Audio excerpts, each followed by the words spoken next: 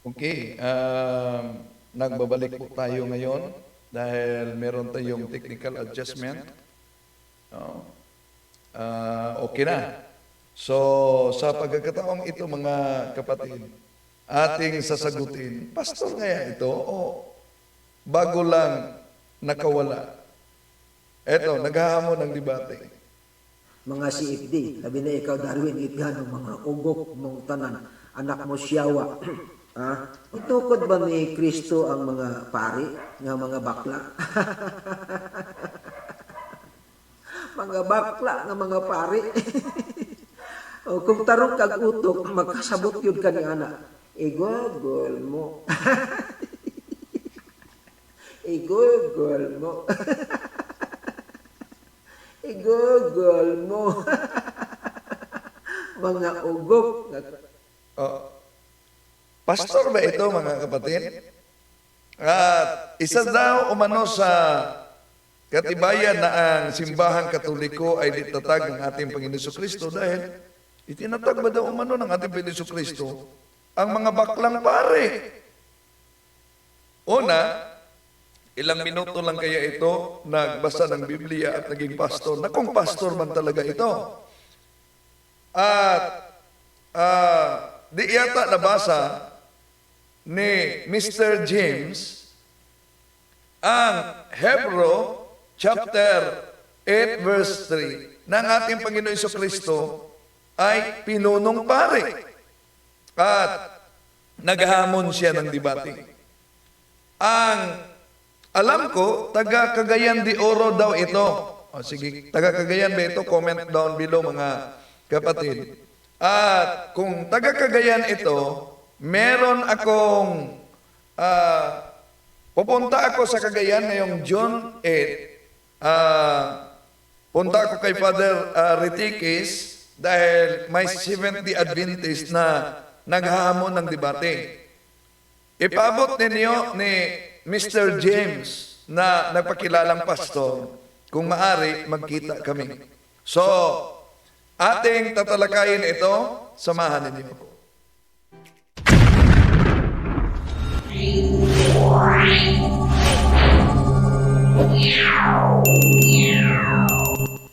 Okay, may katanungan tayo dyan. Sangayon ba kayo na haharap sa debate yung isang pastor daw yun, si Pastor James? No?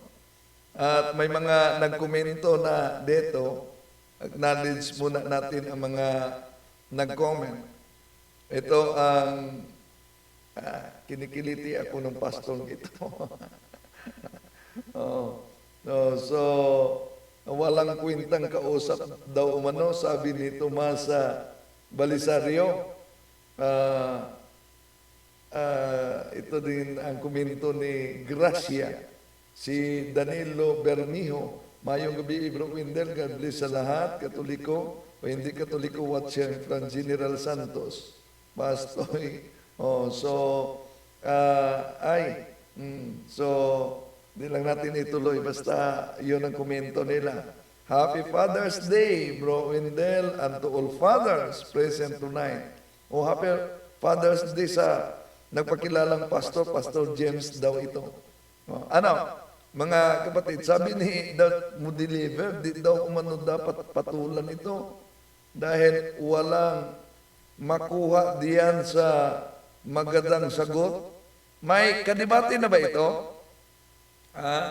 Sinong James yan? Kausapin na lang para magiging clown.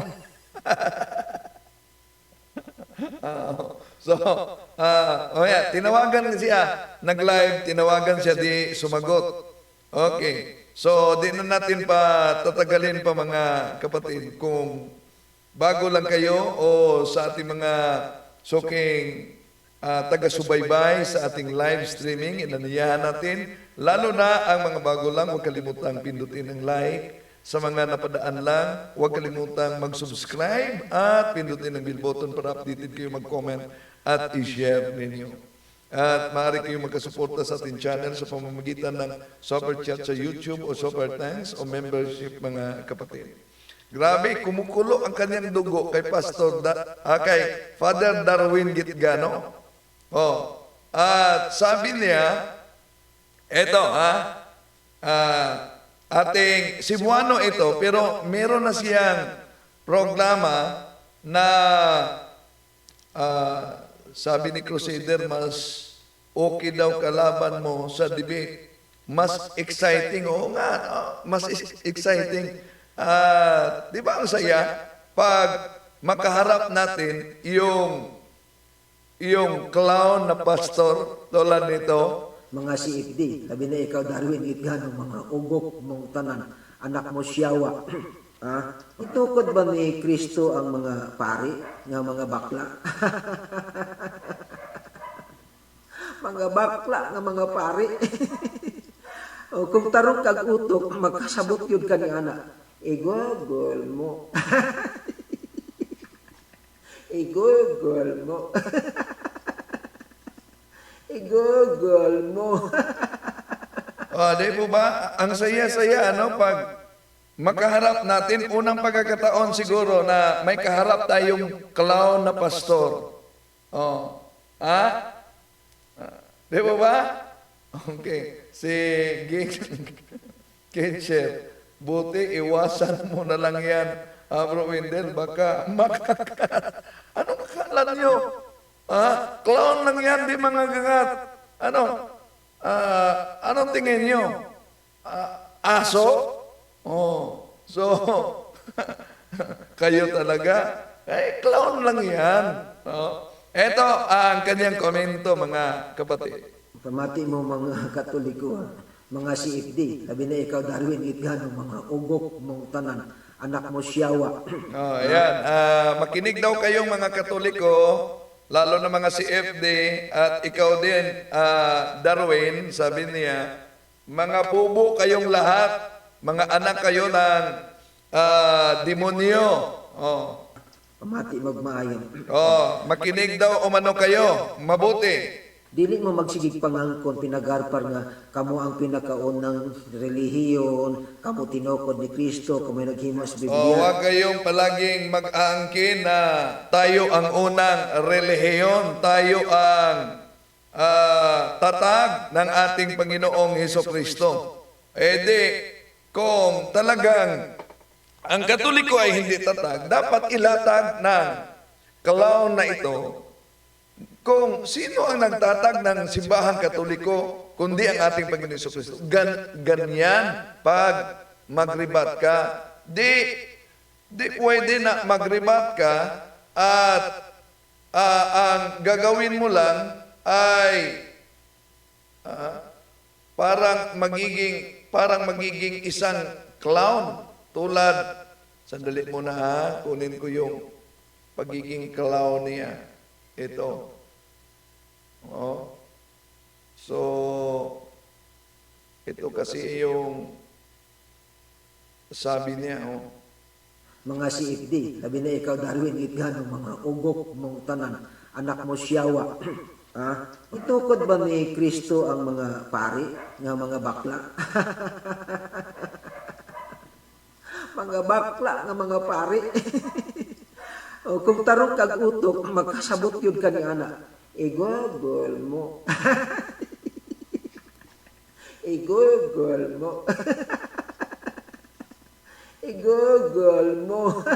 yan talaga, ang isang pastor na iwan ko kung anong sikta ito, pero basahin muna natin ito bago natin ituloy.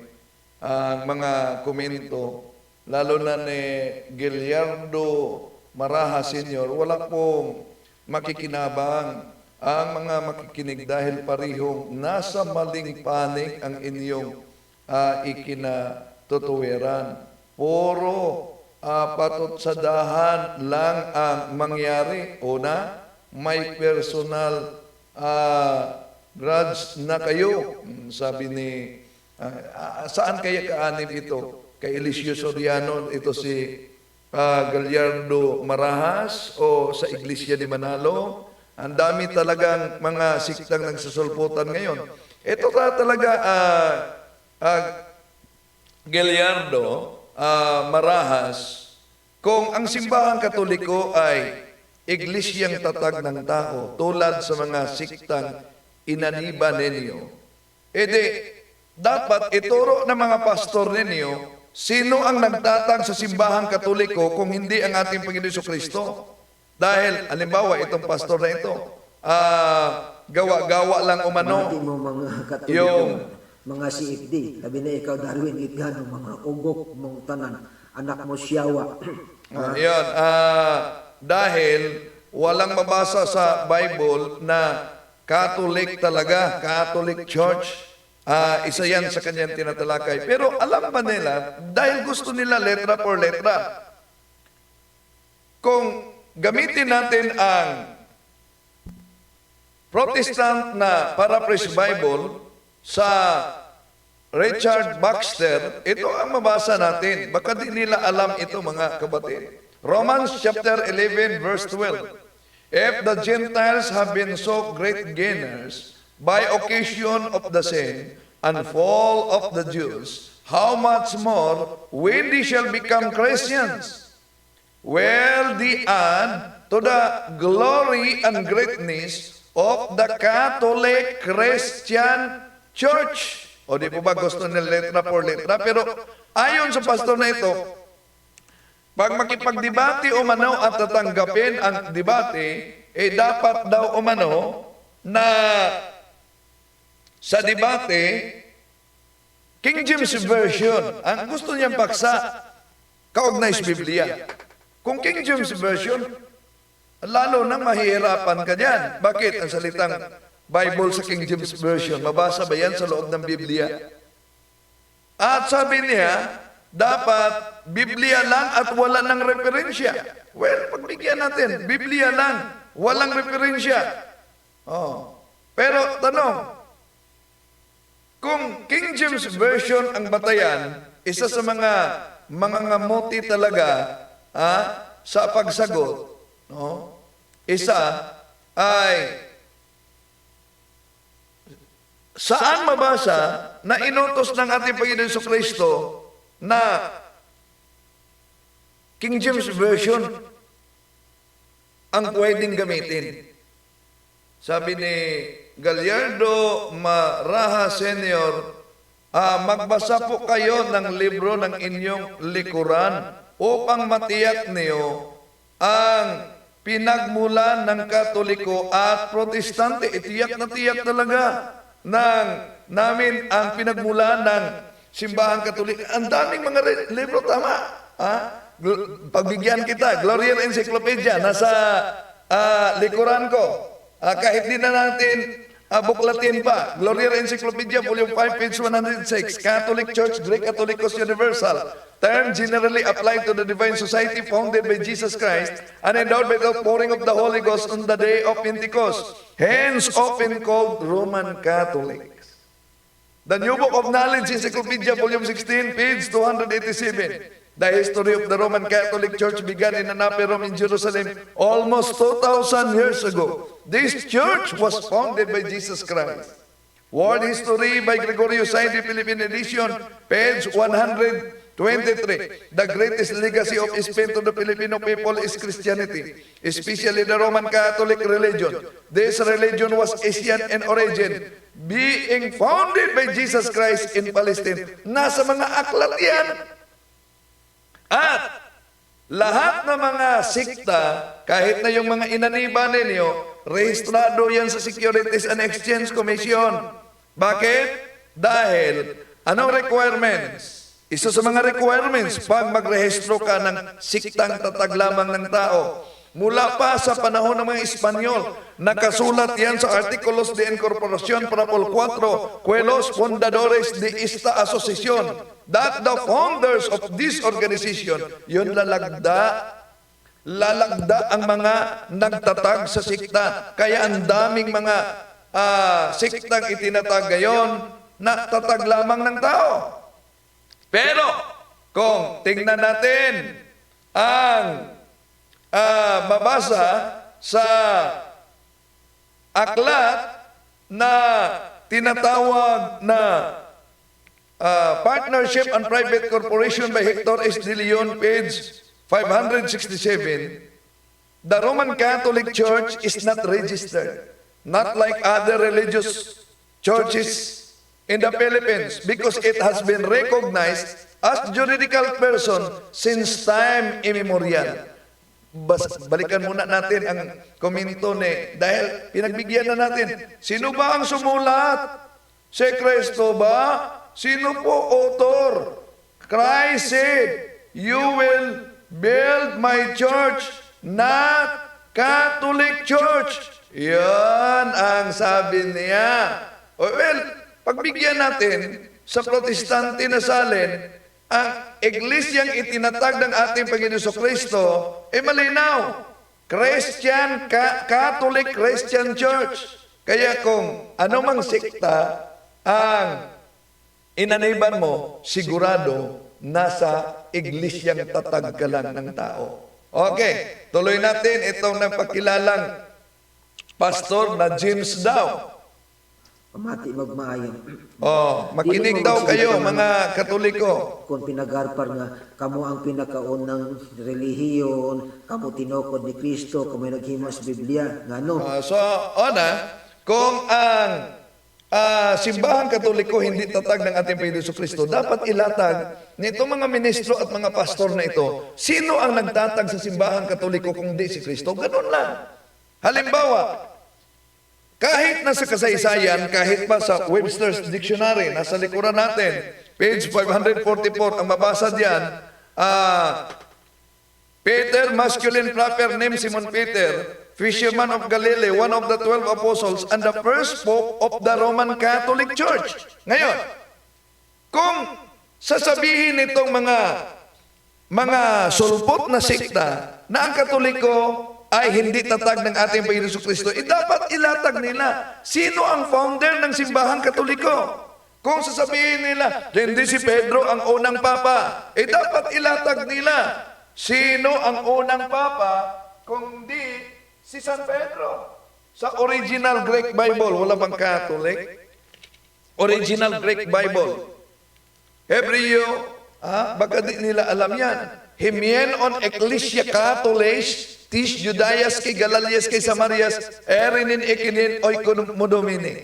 Ito, nagkomento ang pastor, di naman niya itinuwid kung sa palagay niya, mali ang sinabi na ang Katoliko itatag ng ating Panginoon Kristo, dapat itinuwid sana nitong clown na ito na sino ang nagtatag kung hindi ang ating Panginoon Kristo? Okay. Kung sinabi niya mali ang simbahang Katoliko na nag-compile ng Biblia, sino ang nag-compile? Sino ang naghati sa chapter and verses sa Biblia? Sino ang nagpili sa mga aklat upang magiging isang aklat na Old and New Testament? Sino ang nagpili sa apat na mga Gospels? Bakit apat lang? Bakit yung ibang mga tinatawag na apocryphal books, merong Gospel of Barnabas, hindi isinali? Sino ang nagpili? Yun pa lang, palpak na itong clown na ito. Tuloy natin. Mga ugok kamong tanan. Tama na pag di makapagbigay ng sagot, yun, term sa Cebuano niya, ugok. Bubo daw. Kaya wala kayong marinig dito, puro lang ugok ang sabi ng pastor at kabaklaan daw. Pero sino ba ang nagpahayag ng, tingnan niyo, sino ba nagpahayag ng kabaklaan? Ito. Mga CFD, labi na ikaw Darwin, itgano, mga ugok mong tanan, anak mo siyawa.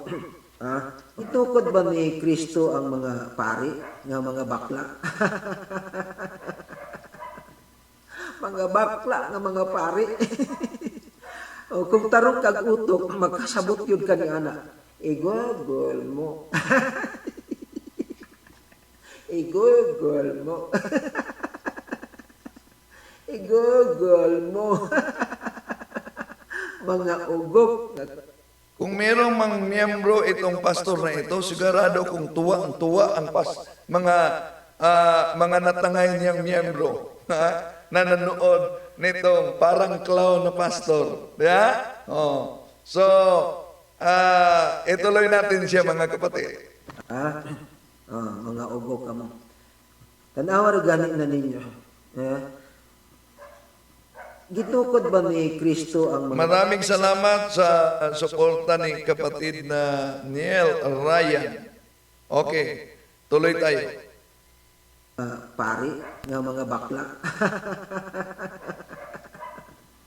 Mga bakla nga mga pari. Kung tarong kag utok, magkasabot yung So, itinatag ba umano ng ating Panginoon Kristo ang mga bakla na pare? Pero sino bang nag-asta na bakla batay sa kanyang pahayag, mga kapatid? Yeah? Kung ang Katoliko ay di tatag ng ating Panginoon Kristo, at sabi niya, mga baklang pare, umano, di niya nabasa siguro ang Hebreo Kapitulo 8, versikulo 3 na ang ating Panginoon Kristo ay pinunong pare. Lalo na si San Pablo. Si San Pablo, nagsiservisyo bilang pare at tinatawag siya na ama sa pananampalataya. At sa kanyang pagkaama ng pananampalataya, wala siyang asawa. Unang Korento, Kapitulo 7, versikulo 8. Di katulad sa mga pastor. No? At mga ministrong tatag lamang ng tao. Okay. Maraming salamat kapatid na Onel Ryan. Good evening, Brother Wendell. Thank you for this Catholic insight regarding the nonsense arguments of the other secular religions. May our Lord, God, Jesus Christ, bless you more. At happy Father's Day sa lahat at kapatid Ryan. Okay, tuloy natin itong napakababaw na argumento nitong pastor ba ito o bago lang nakawala? So, tuloy natin. Kung tarong lang yun og utok.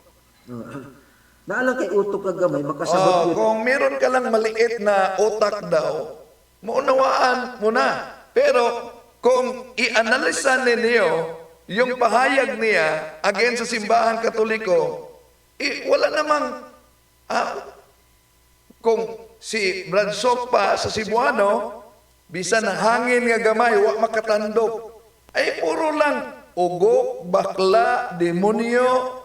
Dapat ilatag mo kung ang Katoliko hindi iglesia ang tatag ng ating Panginoon Kristo, ibig sabihin tatag ito ng tao. Kung tatag ito ng tao, sinong tao at saan mabasa na ang simbahang Katoliko itinatag lang ng tao? Ganon. At di ninyo yan marinig sa iba't ibang mga sektang nagsusulputan, mga kapatid. Iglesia ni Kristo nga, pa-iba't iba ang founder na itinuturo nila. Di ba? So, okay, tuloy natin siya. Kung meron lang umanong kunting utak, maunawaan na ninyo. So, ibig sabihin, yung kunting utak lang ang makaunawa. Yung buo ang utak, di talaga maunawaan si pastor. No? Pag buo ang utak mo, dapat kunti lang ang utak, unawaan mo si pastor.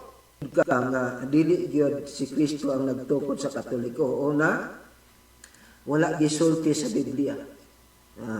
Di daw umano ang ating Panginoon Kristo ang nagtatag sa simbahang Katoliko. Una, hindi sinabi sa Biblia. Nako, pastor, ilang taon ka na naging pastor? May bibig ba ang Biblia? Dahil hindi daw sinabi sa Biblia, dapat sinabi mo, hindi mabasa sa Biblia. Pero pag may mabasa tayong ibang salin, how about na kahit sa original Greek Bible, kahit sa King James Version ng Greek, may mabasa tayong Acts chapter 9 verse 31, Himyen on Ecclesia Catholis, tis Judaias kay Galalias kay Samarias erinen ikinyen oy kumudumini. At kung di mabasa sa Biblia, di totoo. Di po ba sabi mo, dapat makipagdebate, haharap sa debate, at ang gamitin King James Version lang. O sige nga, pagbigyan kita. Saan mabasa sa Biblia na sinabi ng ating Panginoon Kristo na dapat salin gamitin King James Version? Doon pa lang, butata na ang clown na ito. Dahil gusto nila letra por letra. Ito, balikan natin ang mabasa sa Protestant na salin ito. Romans chapter 11 verse 12. If the Gentiles have been so great gainers by occasion of the sin and fall of the Jews, how much more when they shall become Christians will they add to the glory and greatness of the Catholic Christian Church? O di po ba, sabi niya, di mabasa sa Biblia, di pala alam ni pastor na clown na ito na may mabasa sa Biblia kahit sa salin ng protestante. Tuloy tayo. Nalipay lang gani sila nga ang meaning sa Catholic is universal. Nalipay lang sila, ana. Natuwa lang umano na ang meaning sa Catholic universal. Hindi naman dapat na batay lang sa meaning universal, ikatuwa na yan. Kundi dahil kahit sa Protestant Bible na nabasa natin, pinatunayan kung ano ang Kristiyanong simbahan na itinatag ng ating Panginoon Kristo. Malinaw yan. Ang problema lang nito, mga pastor na ito, pag may mabasa tayo, dahil gusto nila letra por letra, ang kanilang palusot ay mali na salin yan. Mali na salin. Pero sa original Greek Bible, ulitin natin, Acts chapter 9 verse 31, Himien on Ecclesia Catholis, tis Judaias kay Galalias kay Samarias, erinen ikininoy kumunumini. Ngayon, kung ulitin natin, kung ang Katoliko ay, dahil di siya pwedeng gagamit umano ng mga aklat, Biblia lang. O sige, kung ang Katoliko hindi tatag ng ating Panginoon Kristo, gamit ang Biblia, sino ang nagtatag nito? Di ba? Yung argumento na yan, kung tatanungin ka, butata na, okay, tuloy natin. Pero kanang gimension sa Bible nga, kanang relihiyong Katoliko, gito ko ni Kristo, ugok ka na. Alam pala niya na may binanggit sa Bible. Sabi niya, dito pa lang, pasok labas na ang argumento ni Pastor. Sabi niya, bakit ang Katoliko ay hindi tatag ng ating Panginoon Kristo dahil hindi sinabi ng Biblia. Una, hindi ang Biblia magsasabi dahil walang bibig ang Biblia. Kundi, dapat basahin lang ang Biblia at ang tinatawag na haligi at suhay ng katotohanan ay ang Iglesia. Na magturo San Mateo Kapitulo 28, versikulo 19-20, Efeso Kapitulo 3, versikulo 10. Pero alam niya na meron palang salin na ang Iglesia Katolika, alam na pala niya na may salin na Biblia ng Iglesia Katolika ay tatag ng ating Panginoon Kristo, pero ang kaniyang argumento, dahil nasa Biblia yan, ugok daw. Anong ugok? Para sa mga di nakaunawa ng Cebuano, ang ugok, sa Tagalog, bubo. Okay, tuloy natin. Tukod sa Katoliko, una, wala gisulti sa Biblia. Nalipay lang gani sila nga ang meaning sa Catholic is universal. Nalipay lang sila, ana. Pero kanang gimension sa Bible nga, kanang relihiyong Katoliko, gito ko ni Kristo, ugok ka na. So binanggit niya, yung binanggit sa Biblia na ang relihiyong Katoliko tatag ng ating Panginoon Kristo, ugok daw. Ang lalim talaga, ng argumento nitong clown na pastor na ito. Dahil may mabasa para sa kanya, ugok o bubo daw. Okay, tuloy natin. Nga dayon, sila rin naghatag og information diha sa Google.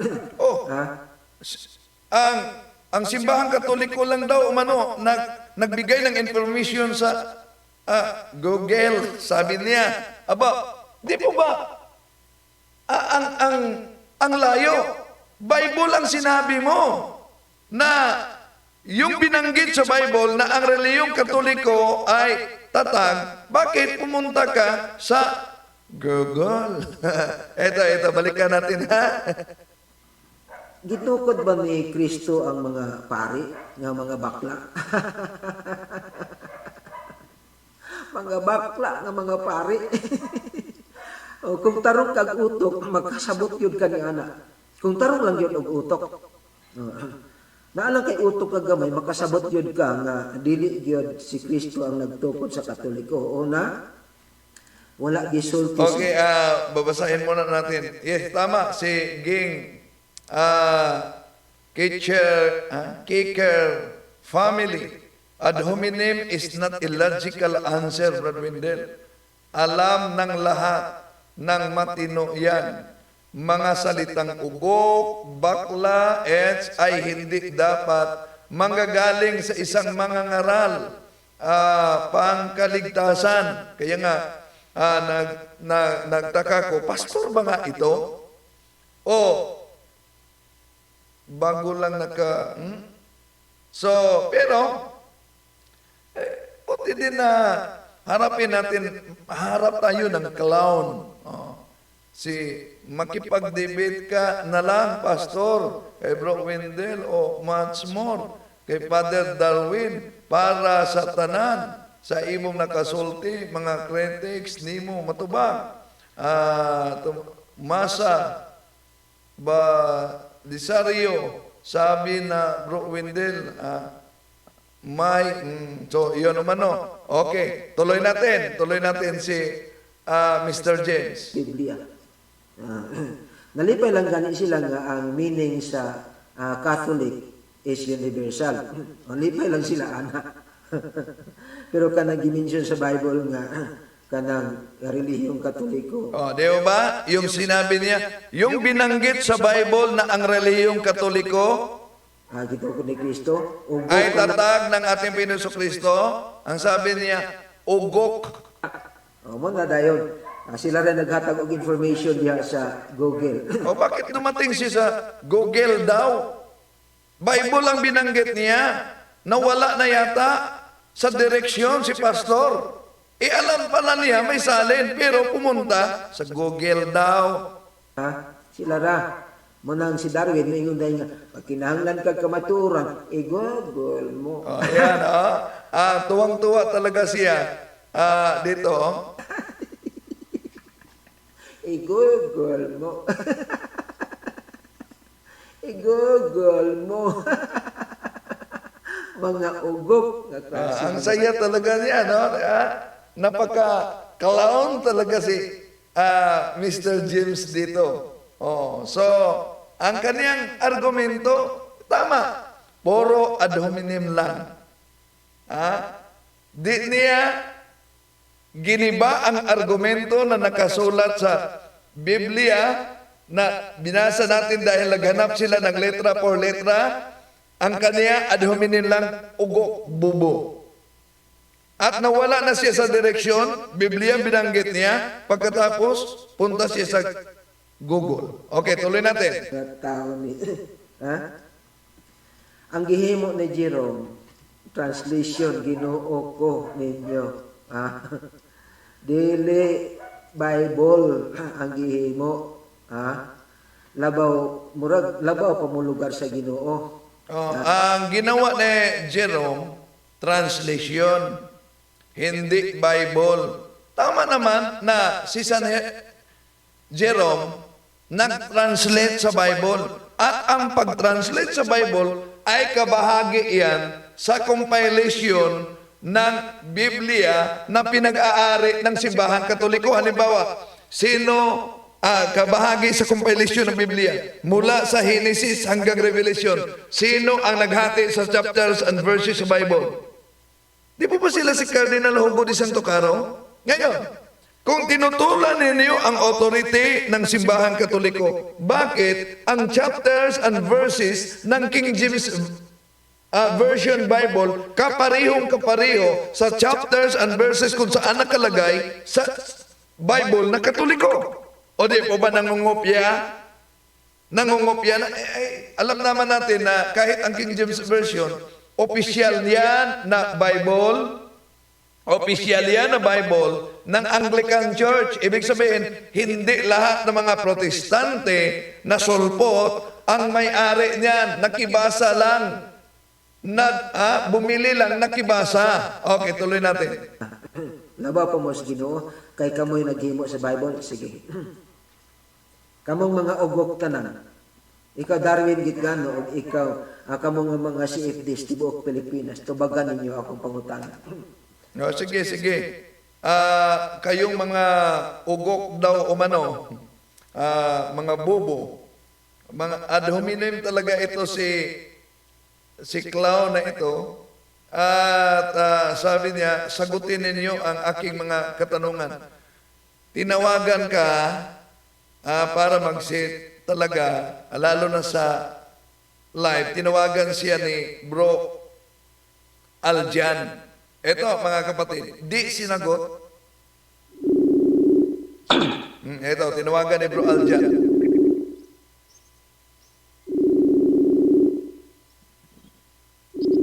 Naka-live siya nito, naka-live.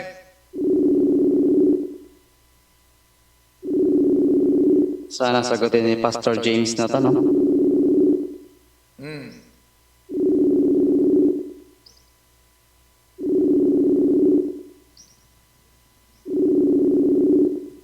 Ayan.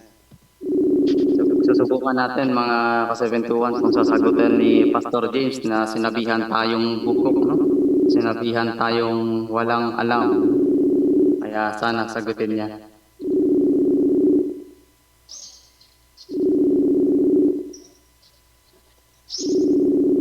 Tinatawagan ko dito si Pastor James, mga kapatid, dahil dito sa sabi niya na bukok. Ayan, did not answer, no? Tawagan natin ulit mga ka-721. Si Bro Aljan, tinatawagan talaga. Kasi dito, sinabihan niya na bugok, no, si Father Darwin. At walang alam, no? At hinamon niya yung mga CFD na tawag dito. Hinamon niya yung CFD na takot daw sa kanya. Kaya ayun, hinamon siya ni Brother Windel Talibong. Pero chinachat natin si Pastor James. Hindi ito nagre-reply. Ang reply niya pala sa akin, ano lang, yung taga-saan daw ako. Hindi naman importante yung taga-saan ako. Ayan. Saan ka na, Pastor James? Para marinig nila, di ba ikaw naghahamon? Kasi sinabi ni Pastor James, mga ka-721, na tayo daw ay bugok. Bugok daw tayo, no? At sinabi niya pang walang alam. Kaya ayun, ang hamon sa kanya ayun, did not answer pa rin, no? Ayun, ngayon nakikita niyo mga ka-721 na ano niya, nababasa niya yung mga tawag natin. Ibig sabihin nito, chat natin, ha? Alam ko, naririnig niya. So, di talaga sinagot, ha? Okay. Pastor. So, nag-chat si Bro Aljan. Dahil di talaga sinagot yung tawag. Okay, ituloy natin ang kanyang komento, mga kapatid. Tubaga, gusto na ko ning ipangutana unta dito sa pag mag-atubang ni Darwin, pero adi naman gina siya musukol sa ako. Gusto sana niyang sagutin ito kay Father Darwin. Pero, gusto niyang itanong, pero di umano, bakit? Nakipagkasundo ka ba na may talakayan kay Father Darwin dahil takot umano si Father Darwin sa kanya? Mahilig talaga itong mag-imagine si Pastor. Kung, sabi nila, taga-Cagayan ka, taga-Gusa, Cagayan de Oro siya, bro. Gusa, Cagayan de Oro. Bago lang kami sa Cagayan de Oro sa plaza. Inibita kami kay Father Retikis ni isang pastor. Walang nang pakita. Kaya nga, babalik ako sa June 30, doon sa makipagkita ako kay Father Juliano Ritiqui sa katedral dahil may 70 Adventist na gusto makipagdebate. Sana magpakita din itong si Mr. James. Tagagusa pala umano ito. Okay, tuloy natin ha. Sige, tubagan ninyo. Kay kamo man ang naghimo sa Bible, mga ugo kamong dagko. Oh, ayan. Ito, may ad hominem talaga itong clown na ito na dahil kayo ang nagawa sa Biblia, mga ugo kayong dagko. Sabi niya. Well, basahin mo muna. Una, yun ang katotohanan nakasulat talaga sa aklat ng Born Again na ang pamagat Loren, ang may akda ay si Loren Bittner. Roman Catholicism, written by Loren Bittner, page 102. The Roman Catholic Church produced the Bible and that we receive it from her. Yun talaga ang katotohanan. Okay, ano ang sabi niya? Sagutin ninyo ito, mga ugok kayo. Pangutana, kamo mo sa ifdi nga mga tikasan, mga butbuton, o nga mga kalokalo, o mga ugok, o mga pari, mga bayot. Yan, puro ad hominem talaga itong ginawa ng pakilalang pastor. Tagagusa pala ito, Cagayan de Oro. Ad hominem. At very illogical dahil di niya magiba yung mga argumento, kaya yun na lang ang kaniyang mga pahayag. Pero, iwan ko kung yung ilang mga natangay niya na mga miyembro, natuwa kaya sa pastor na ito na nag-like? Natuwa kaya ang mga miyembro niya sa ipinakitang ugali ng pastor na ito? O kaya nasanay na lang sila na talagang ganyan ang kanilang pastor? Okay, tuloy natin. Magbayo. Sige, tabagan ninyo ha. Aron maka-research mo. Yun namin. Kamu man ka ang naghimo sa Bible. Unsa man inyong pagtuo sa Bible? Pulong sa Katoliko or pulong sa Ginoo? Tubag! Yun. Dahil ang Katoliko ang gumawa ng Bible, yung gumawa, ibig sabihin naglikha. Iba ang salitang nag-compile. Yung nag-compile, meron ng mga bahagi sa aklat.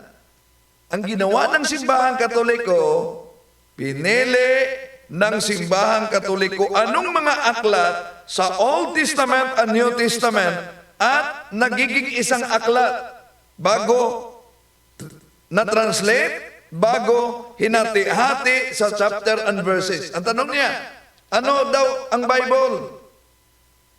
Salita ng Katoliko, salita ng Diyos. Ito ang sagot. Ang Bible ay salita ng Diyos na kinumpile ng simbahang Katoliko at idiniklara ng simbahang Katoliko at kayo walang sariling Biblia, nakibasa lang. Yan ang sagot. Okay, tuloy natin. Mga ugok o... At aminim na naman siya. Mga ugok talaga umano.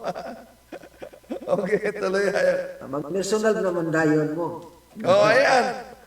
Personal umano. Siya ang panay na personal. Pagkatapos,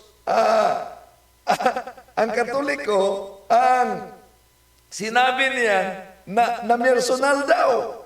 Ito talaga si James. Alam ko nagsubaybay ito ngayon. Pwede mo akong tawagan. Pasok ka, tinawagan ka. At di mo sinagot. Balik ko sa inyo mga kapatid. Ito, tinawagan ni Bro Aljan.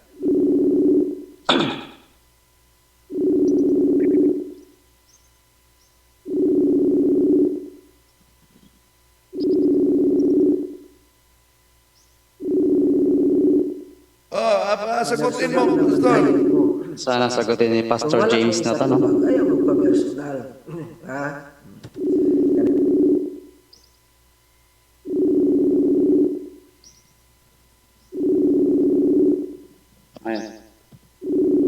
Susubukan natin mga ka-721 kung sasagutin ni Pastor James na sinabihan tayong bukok, no? Sinabihan tayong walang alam. Kaya sana sagutin niya.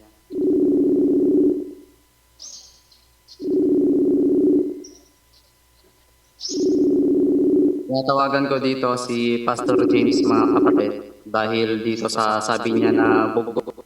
Ayan, did not answer, no? Tawagan natin ulit mga kasabit. So, di talaga niya sinagot. Naka-live siya ngayon at habang naka-live siya ngayon, sandali hanapin natin ha.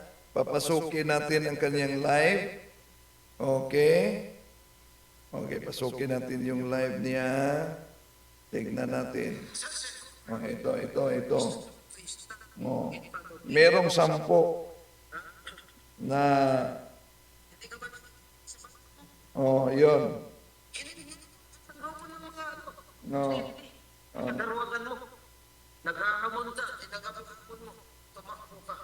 Oh. Tinanggap daw ang hamon. Tumakbo.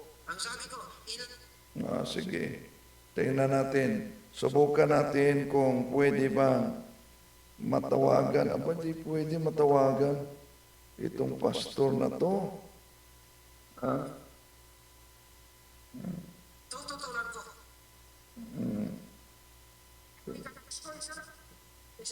So, sandali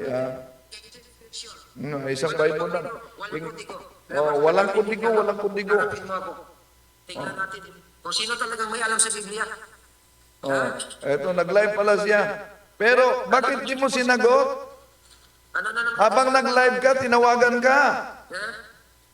Wala. Ito si Alababot, wala ito. Wala. Ang sabi ko, ito si Alababot, wala ito. Anong alam? Sabi ko nga, mga sip, walang alam sa Biblia. So lahat na si FD walang alam sa Biblia. Sa Biblia, period. Oo. Inyo, pati mga bata, binigyan ng binigyan ng mga katimunyuan, binabasa doon sa bata. Yung bata naman na walang kaalam-alam sa mundo, binabasa. Kayo, kita bakla-bakla. So, di ko pa matawagan. No, maganda sana na matawagan natin itong pastor na ito. Di ko matawagan yata. So, naka-live pala. Nasubukan natin.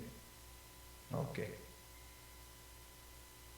Subukan natin na di talaga matawagan siya. Pero natawagan siya kanina ni Bro Aljan. Okay, tuloy na lang natin. May 10 siyang nanood ngayon. No. So, mas mabuti siya mismo ang papasok dito dahil kung punta tayo sa YouTube live natin, merong 102 na nanood ngayon. Dito sa Facebook page, sa YouTube natin, meron tayong sa ating chat, meron 256. Pero ang kabuuan ngayon na nagsubaybay ay 1,438. So, mas mabuti na papasok ito siya. Okay. Okay. Tuloy natin mga kapatid. Nangingon-ingon nga, nalisuan, nabuang, estilan, nga kaugukan ninyo. Bunga lang na sa inyong kaugukan. Sino ba nagsabi na nalisuan, nabuang at bunga lang umano sa kaugukan? Meron siguro nagsabi sa kanya. So, yun. Hope na si Pastor James makipagkita. No? Pero kahit yun ang kaniyang ipakita na ugali sa debate, mga kapatid, nangangailangan din tayong haharap sa isang clown. Pero sa pagkakataong ito, yan lang ang bahagi sa ating tatalakayin nitong puro ad hominem na lang, wala naman talagang argumento na mabasag sa napaka tigas na katotohanan na ang simbahan katoliko, ang tunay na iglesia na tatag ng ating Panginoon Kristo. At ang Biblia ay produkto ng simbahan katoliko, ngunit ang iba't ibang sekta ay produkto sa maling interpretasyon sa Biblia.